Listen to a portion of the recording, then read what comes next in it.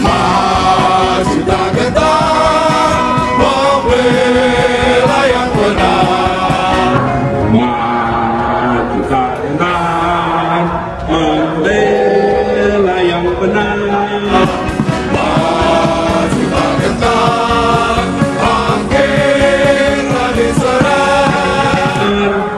Maju tak gentar, membela yang benar.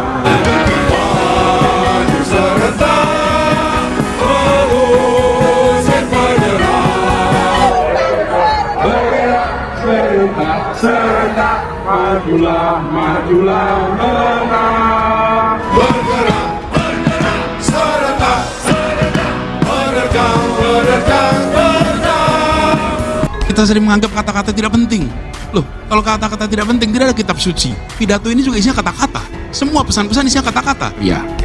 Jangan sampai karya Membuat saya harus bekerja lebih baik, lebih keras lagi untuk rakyat.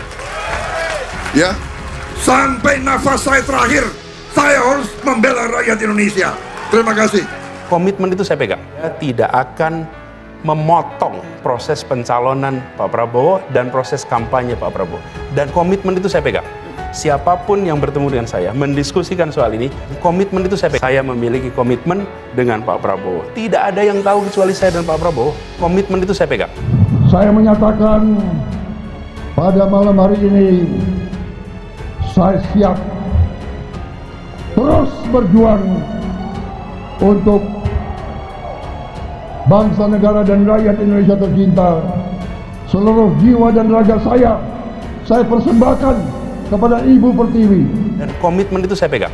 Selama ini ada Pak Prabowo, saya tidak mau memikirkan, not even thinking. Dan komitmen itu saya pegang.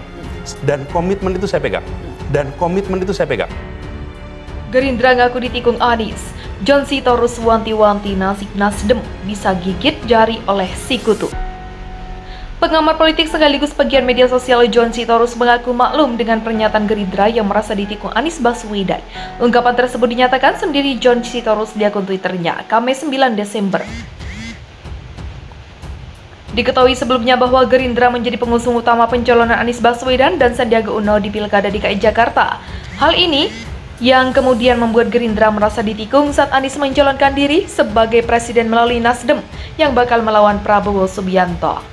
Mengomentari pemberitaan soal komentar Gerindra pada Anies, John Sitorus mengaku memahami yang dirasakan partai tersebut.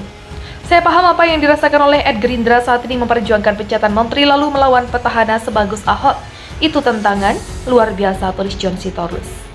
Politik identitas pun terpaksa dikerahkan sebagai senjata terakhir karena begitu sulitnya mengalahkan Ahok. Imbuhnya, menurut John Sitorus, berkat mendukung Anies, Gerindra sudah terlanjur hitam dan terjun ke politik identitas.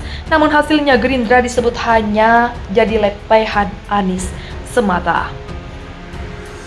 Tapi yang didapat Gerindra cuma lepehan semata, tapi begitulah realitas politik.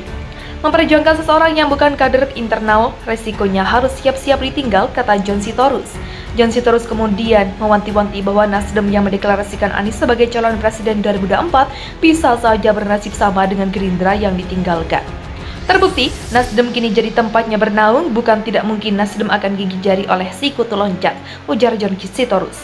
Calonnya dimajukan belum tentu loyal kepada partai, begitu tujuan tercapai, partai pengusung akan ditinggalkan.